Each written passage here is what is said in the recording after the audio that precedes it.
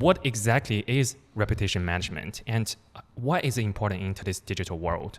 Yeah, so reputation management is exactly how it sounds. I mean, everybody has a brand, everybody has an image, and you need to manage that. It's just like when you're in public, you watch what you say, you watch how you act, you're very respectful. It's the same thing with your brand if you're a company. Companies need to protect that reputation because that's why people buy you. People don't just buy your product, they're buying you because of your brand. Think of buying water or a soda. You're not just buying it because it tastes good. There's 5 different companies that make the same flavor soda. Why are you choosing one over another? A lot of that has to do with the reputation that comes behind that company. So it's very, very important, especially in a digital world now. That's where everybody talks. The days are gone where you get to the water cooler at the office, or you may see a few friends out at, some recreation area and you're talking about a brand. Now your brand is talked about by millions and millions of people every second, every day online. People have that access. So it's just an echo chamber, a big forum. So it's very important to manage your reputation in the online world. Got it. And is reputation more about perception than reality? And is more built on truth or just the way people perceive a brand or a business? So it's kind of a double-edged sword, because yes, perception is everything. I mean, people need to see you. Their first impression of you is, would I use this brand or whatever. But you always have to keep in mind that perception only lasts for so long. Reality must be built into that. So you have to be authentic, which is number one overall for any branding, any type of reputation management. You have to be authentic. You can pretend all you want, and that used to be what reputation management was, where you could take anything negative about you, kind of push it out of search results, but you still are who you are. So if your company isn't doing good things, you can only cloud that negativity for so long. So you can give a good perception even though you're doing bad. And that's failed for a lot of companies. A lot of companies have gone out of business because of it. So. And if I were a customer and I come to you, I think the first question I would ask is, percentage-wise, how much of my reputation or my branding is based on truth, or how much percentage of that is based on just the story we tell? What is the percentage? What is the number here? So a lot of people still are kind of confused about this, but truth has to be 100%. 100%. First and foremost. The thing is people respect the truth. Mm-hmm. They respect accountability. And I can give you a few examples here of companies and people that have done this, but if you can have the best reputation in mind, but you do one thing, people find out that your company is doing one thing wrong, it could ruin everything. So just 1% that's not truth or misleading, when people find out about it, we just talked about the echo chamber online. It only takes one thing, your reputation is gone. So you absolutely must be true. You must be authentic. And accountability is very, very important, because brands are going to make mistakes. We see that all the time. But being accountable for it, being truthful about what happened, what can happen, how it may change, how it may be better, it's important. Even if something is bad about your company, being truthful about it, people are going to respect that and use you more than other brands because they know that you're upfront about it. Great. And have you ever seen, false information becomes, widely accepted just because whoever is managing this brand or reputation campaign has used a great reputation management strategy? Yeah, of course. I mean, if you're coming to a standpoint of we've done bad, we want to hide it, we don't want to be accountable for it, it's going to backfire. And again, in the digital world, that used to be what it was 10 years ago. Something bad, we're going to push it down the search engines, people aren't going to know we did it. Now, when people find that out, they're just going to flee from you. And again, it's the echo chamber, especially on social media. Even if it isn't true, if you don't step up, if you don't take accountability, if you don't address that situation, you're going to allow other people to determine what's said about your brand as opposed to what your brand actually is. What are the key components when it comes to when it comes to establishing a great reputation? What are, if I want to start, to managing my reputation, what are the aspects I should consider about? That's a great question. And there's 2 aspects of reputation management. And you're hitting on the one that you really need to worry about, which is being proactive for your reputation management. Too many people focus on the reaction to it. So something bad happens and they want to react to it, and now we've got to clean up our reputation. But it's really important to establish your brand and manage your reputation before you have to worry about that. You got to concentrate on customer feedback, have a good system so that people can give you reviews. You have to listen to your customers. For instance, if you don't, it could be a disaster for you. It may be something simple about your brand that you need to change or fix, but if you're not listening to it, now you're going to have to go into the reactive instead of the proactive. So it's very important to establish your brand, be authentic, stay on point, be consistent with your message, and also listen to customer feedback. You have to do surveys. You have to listen to reviews. People who have done business with you, you talk to them, ask them how you can be better, ask them how, or if they would use you again, or if they would refer somebody to you. These are all important to your brand. And if you establish a good brand setup in the beginning and you're listening to these feedbacks, you're never going to have to worry about the reactionary to reputation management. You're going to have people talking good about you. Yeah, it sounds like it's really important to, being proactive towards reputation management, right? 100%. And what are the specific ways, companies can, being proactive? Just like you talk about, talk to our customers, listen to our customers, and what are the other ways? Correct. I mean, that's one of the most important. A great example is McDonald's. We all remember the lawsuit of the lady who was burnt with hot coffee. Yeah. And we laugh at that because we're like, oh, she got $1 million. The problem with that is this was a specific store that people had been complaining about. They'd been saying your coffee is way too hot here, and they had the coffee turned up way too hot on there. No one listened. Everybody was complaining. Everyone was complaining. They didn't listen. Somebody got burned, and now it's national news. So it's something so simple as just listening to customer feedback. Ask customers why they didn't use you. For instance, when I send out proposals for projects and I don't get somebody that does it, I like to ask someone, why didn't you use us? Is it price? Is it something about the brand? You have to listen to that customer feedback, and you always have to take it into consideration. Great. And, my company, we used to, really value what customers say on Amazon. We sell products on Amazon. Yeah. And I think one of the, biggest mistake I made, along the way was that, I didn't care much about what customers say about our products. And moving forward, when we start to realizing how important our brand is, we just, realize, wow, we really should listen to our customer at the first place, because they really give you like important information of how, you can optimize your business, your products. And I think, right. And one of the reasons I, didn't consider this was I had no idea what it was reputation management. And for entrepreneurs who are just starting out, what is the perspective they, what are the ways and angles they should look at, reputation management? How, we can let them know that this is actually important to their business? Well, I mean, you already know as a business owner and doing with those, you see these reviews, and it's very hard as an entrepreneur, as a business owner.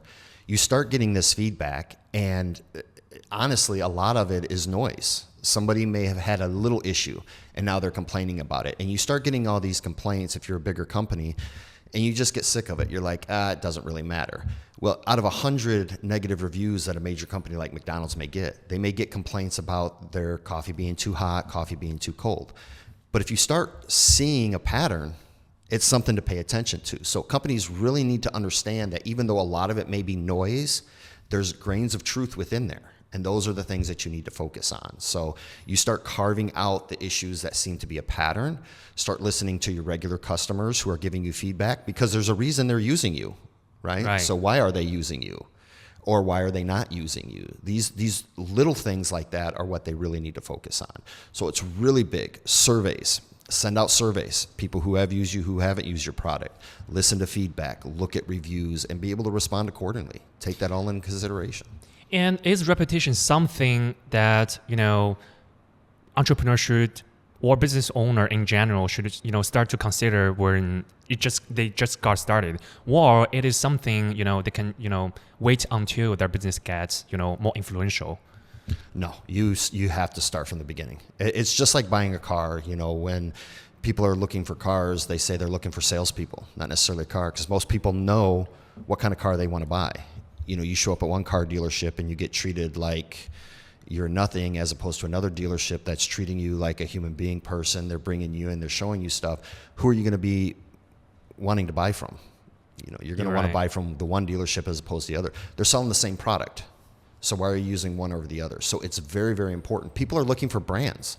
They already know the products they want. It was just like talking about the soda. People already know they want to go out tonight and eat a steak dinner somewhere, right? There's hundreds of restaurants that sell steak dinners. So why are they choosing one over the other? Is it pricing? Okay, let's say everybody was priced the same. Now, why are you going to choose one over the other? Customer service. People are nice here. People aren't nice here. It's all about the reputation, because people don't have to use you. Right. That's one thing I've learned in business. People don't have to use me.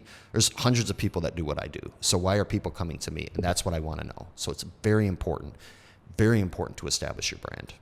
Right. And I think as I listen to you more, I kind of feel like I have some, understanding of how, reputation is different from branding. Like, are these two like really same thing, or they are like same but slightly different? Yeah, they're the same. I mean, your brand is your brand. It is who you are. Your reputation is how people have perceived you, how people know you, their experiences with you, and everything. So your branding may need to change based on what the reputation is. You see companies that quote unquote rebrand because of some major disaster that they may have had in the media.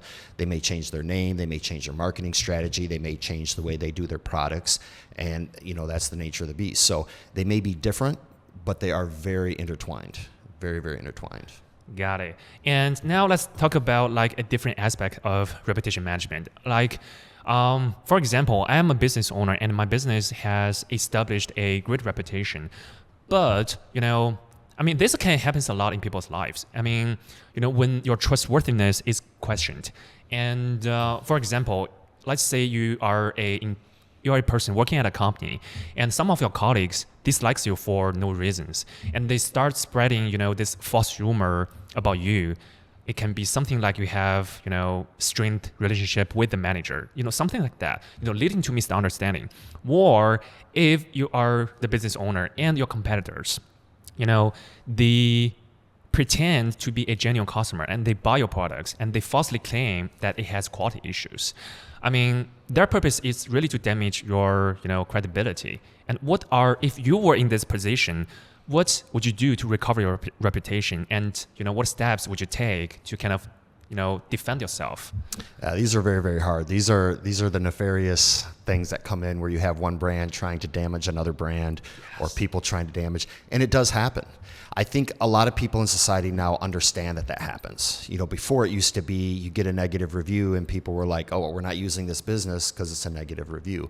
When you're looking at social media now and people are complaining about certain things, people know that people are being nefarious. They know when they're being authentic. Not everyone believes online reviews. It used to be you'd go to Yelp, you'd see a 1-star review on somebody, you wouldn't use them. It's not that way anymore. People are like, why did they get that 1-star review? Are people complaining just to complain? So you kind of have that on your side where the pendulum is kind of swinging the back way. The other reason is you just need to be authentic again and be on point. Like if you were being accused of something that you didn't do, you can just come out and say, we didn't do that. You don't have to be honest about it. Be honest about it. You don't have to attack your competitor because, again, it's almost like a relationship with a friend. If they're saying something bad and you try to say something bad about them, you don't need to fight in order to do that. My biggest thing is you don't need to win, right? Public perception is what it is, and that authenticity is great. You have brands right now, and I'm not going to mention names. You have brands right now that have such good reputations that if something bad did come out about them in the media, 99% of people would dismiss it even if it was true because they have built up that type of brand. So coming back from that all comes to the beginning of establishing your brand and establishing a good reputation. And again, even if that brand did do something, your company is involved in something that's quote unquote bad, be accountable for it.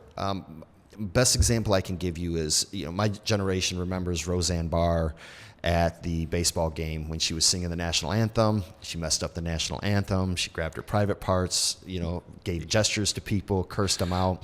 She went a few weeks doubling down on it, never took accountability. People talked about that for years. I'm talking about it on a podcast 30 years later. And then last year we have someone else, Ingrid, who goes on to I think it was the All-Star game for baseball. Maybe it wasn't the All-Star game. She did the exact same thing, screwed up the national anthem. Afterwards, made the news. She came out. I was drunk. I have an alcohol problem. I'm going to rehabilitation. You never saw another thing in the news about it because she took accountability for it. And I guarantee you, I mark it right now, she'll probably be singing at an All-Star game or at a World Series probably within the next year. Someone's going to say, look at her. She took accountability. We're going to bring her back so she can actually show people who she is, who she really is. So that's an example of how you can do two brands. You know, you did something wrong, you can double down and say, no, it wasn't me, and, you know, forget you guys, I am who I am, I'm going to do what I can do. Or you can be authentic and say, hey, we made a mistake. You know, that's what it is. And companies do that all the time. You see companies in the news right now, and that's my biggest advice to them. If something happened, you can only push it down search results so far. It's going to be over social media, and in the end, you did something wrong anyway. So what? People are going to understand. Stand up and say, hey, yeah, we screwed up. It is what it is. We've changed it, or we haven't changed it. Be honest and authentic with people. They're going to use you. Great. I really think that is a great advice. Just be honest, right? I mean, if you lie, then you have to make another lie to cover it, and it becomes endless, right? Yeah. And you mentioned about social media, and social media, it wasn't that big of a deal, when you were young, in your generation. But in my generation, it's a big deal. It's a big thing. It's everything. It's everything. It's everything. And I really want to know how does social media changed how reputation management work.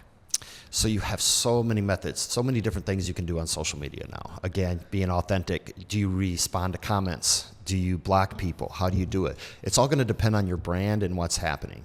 The best example is Wendy's. You go to Wendy's social media and everybody wants to complain about Wendy's and roast them. Wendy's social media team comes back and roasts the people who are roasting them. And if anyone else did that, you would see it as a brand attacking you. It's kind of become a parody with Wendy's, so it works with Wendy's, but I would not recommend that method to somebody else. So it's all going to depend about your brand and how you do it. Your generation is very good with social media because they're able to see it, process, turn it around. My generation is more of the reactive because we reacted a lot to things that happen online. We weren't used to the proactive stuff that everybody's doing now. So you're very good at getting ahead of your brand, being able to communicate with people on social media, knowing how to do that. So it's just really important to stay out in front of the brand, communicate with people. You get a negative review. Okay, yeah, we got a negative review. Here it is. And just be authentic and truthful for it. It's an echo chamber, And again, if people want to continuously attack your brand for no reason, like you were talking about the nefarious ones, you'll have other people on social media, and you've seen this, and this is kind of where the pendulum is swinging. You'll have other people who are loyal to your brand, who know your brand, who know you're authentic, right, who will stand up for you on social media. One of the most influential, website is Wikipedia. It always ranks at the top of Google searches and is often seen as a source of truth for many people. And given its influence, how important is Wikipedia when it comes to, reputation management? It's huge. It's huge. I mean, your brand needs to make sure that everything on there is accurate. The issue with Wikipedia is that it's not always accurate because the news isn't always accurate. And Wikipedia relies on what the news media says about you as opposed to what necessarily is the truth or not truth. Like your website, you can control anything on your website. You can't control Wikipedia, again, because it's what the news writes about you. So it's very, very important because it hits top of the search engines. So it's the first thing that people are going to see. People, thankfully, over the last few years, with a lot of the quote-unquote misinformation, the term that's coming out, so people are thinking, okay, everybody's leery about what they read online now, which is good. It's kind of helped the reputation of Wikipedia because people know, okay, it's not exactly accurate, but it's at least a good starting point to get more information about stuff. So that's kind of how it's transitioned. Got it. And, let's get this more practical. How can business use Wikipedia to, market themselves? Okay, so Wikipedia used to be spammed by businesses. Businesses saw how Wikipedia was good for search engines. A lot of people were viewing it. So every business, anyone that owned a business was trying to get a Wikipedia page. And because of that, Wikipedia has put some strong parameters down on what companies and people can post on Wikipedia now. So there's a high threshold in order to get a Wikipedia page. Now, assuming that you do qualify for it, as a business, you need to be transparent. You need to be truthful. You need to be honest about what does go up on Wikipedia. Don't use it to promote yourself because it's not necessarily a marketing platform. It's more of a branding platform. People are going to go to Wikipedia and say, okay, yeah, this brand exists. I don't see anything major about it. So, okay, now I'm going to click and go to their website and do more research from there. So it's always important to make sure that you do have your brand there, but it's not necessarily as important to manage it how it is. And from a reputation management standpoint, Wikipedia used to be used by some people in order to help on the reactive side, which again, the reactive side is not what you need to focus on at this point. So something bad would happen with a company, and they would say, I want to have a Wikipedia page now to help push some of that negative content down. The problem with that is again, Wikipedia relies on what's said in the news. So people would create a Wikipedia page, put all this positive stuff on it. It would push the stuff down for, a short time, but then people would start introducing the negative content into the Wikipedia page, using the negative press to support that. So now reputation management became a double-edged sword. So now all those articles are now getting quote unquote link juice. So all those negative articles aren't going down the search engines, they're actually coming up the search engines because they're getting backlinks from Wikipedia. And now you have a Wikipedia page, which is a poster board for all the negative stuff you've done. So that's kind of the reactive things. Now, what I recommend for brands now is get your Wikipedia page if you qualify, because people are going to find this information out anyway. And you're able to get in front of it. Make sure that it's written more from a neutral point of view as opposed to a person that had a bad experience with you and just decided to use that as if it's Twitter and or X now. Just use that to tarnish your reputation. Yeah, I will get back to that part with you. And but you mentioned about it's really hard for a company to have their own Wikipedia page. And how do I know if I'm qualified for a Wikipedia page? So the guidelines are very, very strict, and they are going to depend on whether or not you're a person, whether you're a company. If you are a person, it's going to depend on if you're a musician, if you're an author, whether you're an athlete. There's different guidelines for different topics on Wikipedia. But one of the general things to keep in mind is you have to have what they call significant coverage in reliable sources that's independent of you. So significant coverage means you need more than one article. Like if somebody decides to write an article about you and you're featured in the LA Times, that doesn't make you notable, right? You have to have more than just that one. It has to be in reliable sources. So it can't be in blogs. You can't have people on Reddit writing about you. Reddit's not considered a reliable source. And it has to be independent. You can't just throw out press releases and use press releases in order to do your business. So the guidelines are very hard, very strict to do. I can give you a link to put in the notes here for the podcast for people to look at. But it could be a whole nother podcast to reviewing. Got it. And, even if, I can still pay, people to read about me on a really credible source of information like Forbes, right? Like I do oftentimes see people pay, readers to read about themselves or their business, their brand, and to publish that article, on Forbes or any other really credible, website. I mean, so how does Wikipedia gonna know if that information, that article, it is unbiased? It's taken years, but Wikipedia does have a system. They have what's called a reliable source notice board. Everybody opines on whether or not they feel something is reliable or not.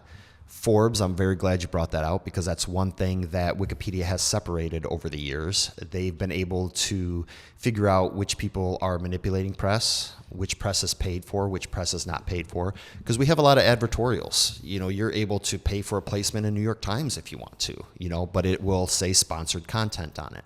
So Wikipedia now has policies where sponsored content is not allowed.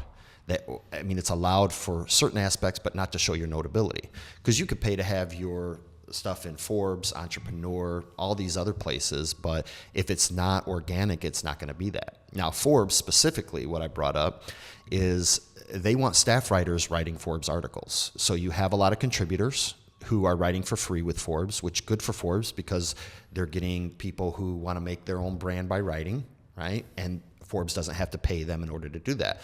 A lot of these writers may take money to get paid. Like you said, you can pay to have somebody put a placement in there. So Wikipedia said if it's a contributing writer, we're not going to accept it for notability. We want to see it from a staff writer because we know that staff writer is getting paid by Forbes. We know that there's full editorial oversight, so editors are fact-checking those, and we'll accept those articles. So I have people come to me and say, I thought I qualified. I have 3 articles in Forbes. You do, but they're all written by contributors. You could have 10 articles by Forbes contributors, and it's not going to hold the weight of 1 article written by a staff writer in Forbes, according to Wikipedia. Right. And talking about, people who are behind Wikipedia pages, I mean, a lot of people, I think, like, when I knew that, there are, third-party contributors behind Wikipedia to, really contributing to this society, I was shocked. I didn't know, because, like, from my perspective, I always think that Wikipedia is a source of truth and it's neutral. But, when it comes to third-party contributors, I kind of question their credibility. I mean, who are these people? Are they just professional writers, or like, who are they? So you can find articles out there, but they're from people from all walks of life. Wikipedia becomes almost, I don't want to call it an addiction, but it becomes a hobby. You get on and you do your first edit and you realize, wow, I can actually influence and change information and how people see things. So you start to learn the rules, and there's people that have been there for 15 plus years just editing. It becomes fun. That's how I got started in it years and years ago before I started, accepting money for it. There's also a nefarious aspect, and 10 years ago, I was one of them, people that were getting paid and not disclosing who they were. So they would come in and get paid to change information or whatever they do. So now you need to be fully transparent and disclose who you are. We're with this company. We're here on our own behalf. We'd like to make these changes and let the community work with you in order to do that. So you have people from all walks of life. How did you get started? Yeah, I just saw Wikipedia. It was, my generation was we were the technology generation. We saw how things were built. Your generation uses it. We saw how things were built. We take it as granted, Yeah, so Amazon.com, we saw Amazon.com when it was launched, and it was like, oh, what is this site? Let's use it. We see it a little bit different. So when a lot of these websites started coming online, it was our playground. That's how we played with it. And when Wikipedia came on, there wasn't a lot of wiki-type sites. You couldn't really design your own websites at the time because you didn't have things like WordPress or Squarespace. So it's like, wow, I can actually do something on the internet here other than buy something. So you could go on and change it. You feel like you have control of this mysterious thing called the internet. And so everybody went to Wikipedia and started editing. Some people were frustrated and left. Some people have been there 15 years, but it became, again, like a hobby, just like golf or tennis or pickleball or anything else. And we just got started. Which area were you focused on the most? Is it marketing or which aspects? That's a great question about Wikipedia, because you asked where people are editing from. So most people, when they go to Wikipedia now, they usually have a specific niche that they like to do. Yeah. For instance, if I like film, I'm going to go on and edit about film. You're probably not going to see me editing political stuff. If I'm very strong in my political beliefs and I want people to know about it, I'm probably going to edit politics. You're probably not going to see me editing musician pages. So when you look at the different editors who are there, they're usually in one space or the other. Now, when I got on, again, 15 years ago, there weren't as many Wikipedia articles as there were now. So everyone kind of just edited everything. But now people have kind of separated into their own little niches. Right. And, you mentioned about, maybe like people are interested in politics can also, get on Wikipedia and, contribute to the platform.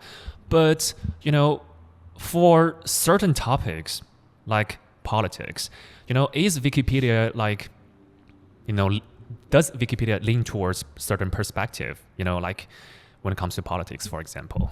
Yes, absolutely it does. And you got to look a little deeper. It's not necessarily Wikipedia that may lean one area or the other. You have to look at the specific editors.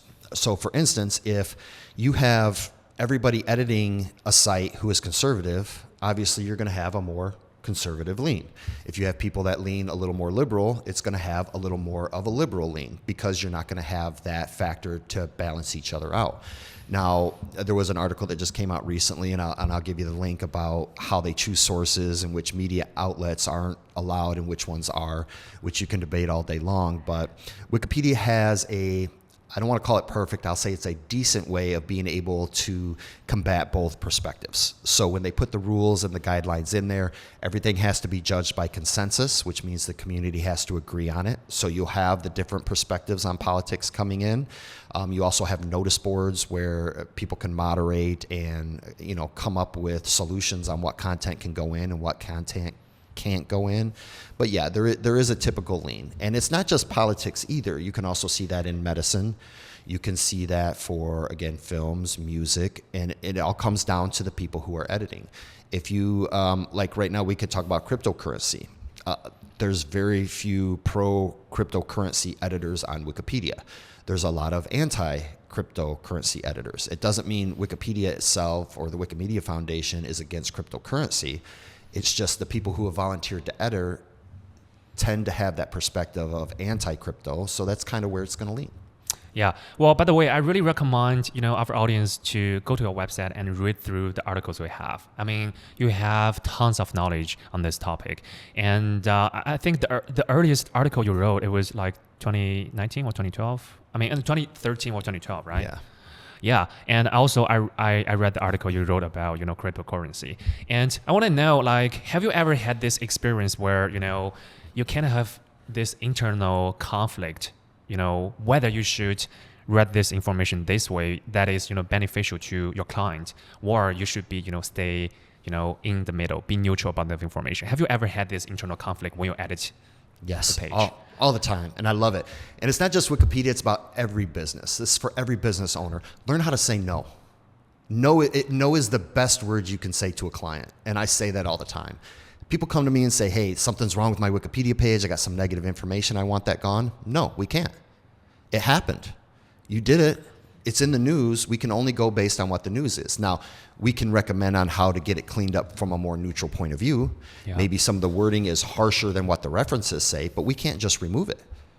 I can't do that. And that's where my reputation is now. I can't go nefarious and try to go backdoor and remove something that happened, because then it also takes away from the credibility of Wikipedia. It also harms volunteer editors who are there trying to make sure the site is neutral. So no, just can't be done. Just learn how to say no. I have it, and I've lost clients because of it. I've lost projects because of it, but I've also retained clients because of it. I've also had a lot of referrals because of it, and I've also got clients because of it. But I know, a lot of editors, paid editors are profit driven, right? And I don't think there are, that much of editors who is, as ethical as you. So how does Wikipedia, prevent from, these editors manipulating information on Wikipedia? So it's impossible to stop. And years ago, a decade ago, I was one of those editors who wasn't ethical because there was not a lot of Wikipedia business. Regulation. Yeah, so anyone who wanted something done with Wikipedia, you would jump on that project and you're chasing money. You're not chasing what it is. Now, after I built up that years of experience, I've become more of, an advisor, not necessarily working directly on Wikipedia. It's advising people on how to do it and how to approach it properly. And I can tell you just from what I've seen, a lot of people have never grown out of that money chasing aspect because it's, hey, we can get a lot of money for doing this. Well, yeah, but then it hurts your client. That's one thing that I found out too. A client may want something negative removed. You take the money and remove it, and a month later, someone sees it and they add it right back. Now you're dealing with a client who is mad that they paid you money to get something done that you knew up front you couldn't get done, right? And there's people behind the scenes that still do that, and they will pay people, or they will take money and do anything you want on Wikipedia, and it's not right. You're harming clients, you're harming Wikipedia, you're harming yourself. Yeah. Well, I'm gonna ask a question, and I hope it doesn't overlay what we already talked about. And you have, people think Wikipedia is about truth, but you have pointed out in your article that Wikipedia doesn't necessarily rely on what is objectively true. Can you elaborate on that? Yeah. So it's kind of conflicting, right? Because you think, Wikipedia wants accuracy, and they do. But there is an essay written in Wikipedia called Verifiability, Not Truth. And it kind of goes to the core of what Wikipedia is about. Wikipedia is not the publisher of original information. It's not Newsweek, it's not People Magazine, it's not LA Times. They are basically collecting information that's already been published. So they take information from New York Times, Wall Street Journal, all major publications, and then they summarize it within Wikipedia. Now, if the references aren't accurate, Wikipedia is not going to be accurate. That's why when people say, well, Wikipedia isn't accurate, well, go to the source that Wikipedia used for it and see what it says, because a lot of times it's probably the media that's inaccurate. So Wikipedia does care about the truth. That's one of the things I said. They do, but they don't. They care about the truth. I think everybody who edits there wants to make sure people have the most accurate information. But you can't call something blue if the media is calling it red.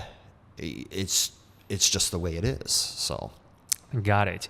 And let's get this more practical. If I were a business owner and I just realized how important it is, to manage the branding, the reputation, the marketing side of my business, and I come to you and we start this conversation. And the question I'm going to ask you is, what are you going to do to help me with this? And I want to know, what are the steps you take, to help your clients to manage their reputation, their marketing, their online presence? What do you do? What are the steps and the procedures? Specifically for Wikipedia?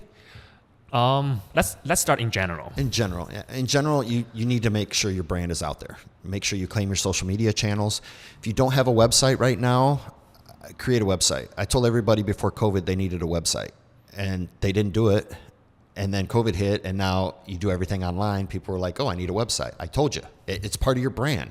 Create a website, claim your social media channels, and just make sure that you're constantly putting out content there so people know that you know exactly what you're doing. Yeah. From there, you're going to start getting your feedback. You're going to start getting engagement on social media, start interacting with clients, and then, again, go with the surveys, start paying attention to what people are saying. Just keep moving your brand forward. And when it comes to Wikipedia, what are the steps? With Wikipedia, my main concern right now when somebody comes to me and wants help with Wikipedia, especially if they already have a page, maybe there's some negative information, is to help them understand what Wikipedia is, what the process is, how they can request changes, what can be changed, what can't be changed, such as the truth versus verifiability that we just talked about. A lot of people come and say, well, it's not the truth. Okay, I understand that, but we can't change what the press says. So I can help them work with the press to get articles updated or, changed or whatever it is, editor's notes where this wasn't accurate, get that changed, which will help them with Wikipedia. But my main concern is to try to get them to understand how Wikipedia works. Once that happens, then if there's changes they need to make or there's something they want to, create, I can guide them through the process of how their company can come on, what they can create, how to request, how to disclose who they are, how to work with the Wikipedia community in order to get the information done. It can be done within their marketing departments. I mean, one marketing person in your marketing department that does Reddit or your social media can do the same for Wikipedia as long as they have the understanding of what it is and how to do it.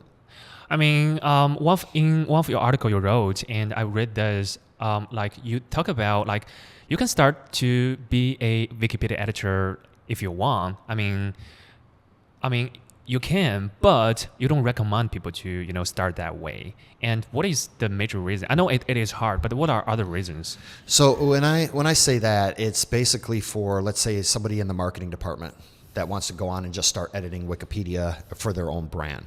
The problem with that is we just talked about Forbes. That took years to develop in Wikipedia. And if you're someone from marketing, you go, oh, we're mentioned in Forbes, so I can go ahead and add that. Well, they don't understand which Forbes articles can be used and which ones don't. That's one of a million examples we could talk about for hours, some of these examples. And a lot of those people don't have the experience. They go on and start editing. Other experienced editors are going to see them. They're going to see they're there for marketing promotion that they don't understand. They don't have the competency to edit Wikipedia from a Wikipedia standpoint. And they're going to chase you out. They're going to tag your page as being promotional or having a conflict. And then you're going to be in a worse situation than when you started. So I always recommend somebody, even if you don't use me, there's other services out there, get a consultation with somebody that has the experience to do it. It's easier to pay a few $100s to get some advice than it is to pay tens of $1,000s once it's screwed up.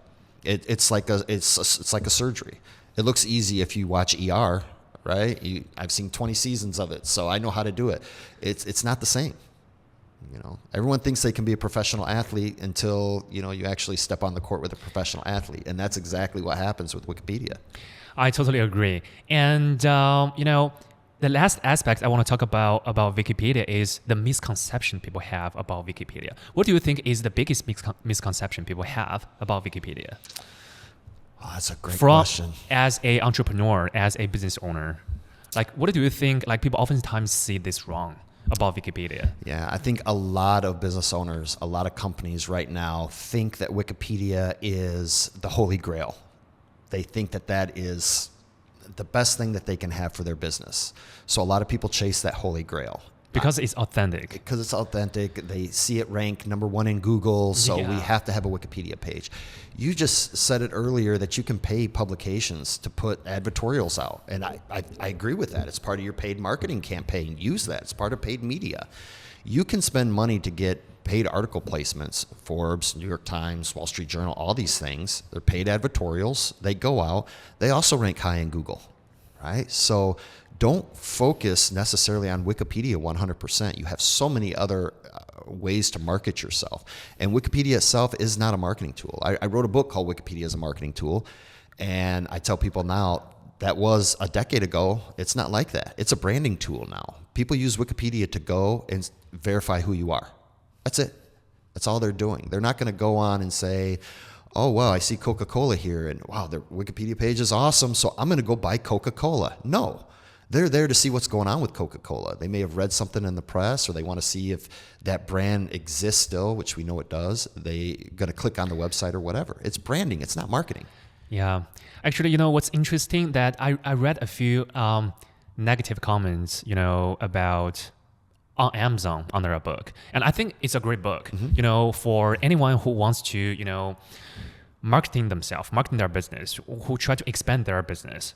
But there are, you know, a few people think that it is, you know, unethical to talk about how, you know, you can use Wikipedia to your advantage when it comes to your business. Correct. Because they always think they have this strong perception of that Wikipedia is neutral and the information on there is authentic. What would you say to these commenters to defend yourself? I mean, they're welcome to do it. They're welcome to make those comments. And if you have people on there that are unethical and they're paying just to sway people's opinion one way or another, I believe that is unethical. You also have to look at the number of brands that actually use Wikipedia right now. Even the federal government has paid people to edit Wikipedia. You can see on the U.S. Postal Service, on the talk page of their Wikipedia page, they've paid people to suggest edits to their Wikipedia page. At this point, people need to pay in order to get that help with Wikipedia to be able to edit. So people can have those opinions, and if people are on there to do it nefariously, I agree with them 100%, and they shouldn't be there. It's like I said earlier, tell your client no. If you're telling your client yes to do something that you know shouldn't be done on Wikipedia, then yeah, you need to be called out on it. So great. And actually, that's all the question I have today. Is there something that you think is really valuable, but I didn't add it to the question today? Do you want to add it to the conversation? No, it's really simple. Reputation management, just have your brand, be authentic, be consistent. That's it. That's all it takes. Great. And you know, where can other, you know, our audience find information and your company and also service about you? Where can people find those information? Yeah, so my website is legalmorning.com, all one word. You can go there. I love my blog. It gives people answers to all the questions you need. I'd rather you have the information before you reach out to me to understand whether or not you and I can actually work together. So you can go there. You can find out some of the training programs I use. You can also do Instagram, YouTube, all that other stuff to find the information. But you can find my contact and reach out to me there. Great, great. And it's been my pleasure to have this conversation with you. I really appreciate you having me on. Again, love the setup, love the show. Thank you so much. All right. All right. All right. Oh, that was good. It was good? That was good. Yeah. So. Yeah, I felt like it is a really new experience for me to talk about repetition management. Yeah. You know, like when we started the conversation, I was like, wow, actually I had some misconception about reputation management, because I was, studying about this topic because I want to have more interaction with you. But as we go further, I just realized, actually, I was wrong about this, like concepts. Like you were kind of fixing my concepts about reputation management along the process. Okay. Yeah, so I definitely learned a lot from this conversation as well. I'm glad. Yeah. I'm glad, man. Yeah. Yeah, I think people look at it wrong now. And again, not talking about generations, but my generation was all reactive. We didn't know how to be proactive. We just moved forward and then, we did something wrong, let's cover it up. You can't do that. Everybody sees you now.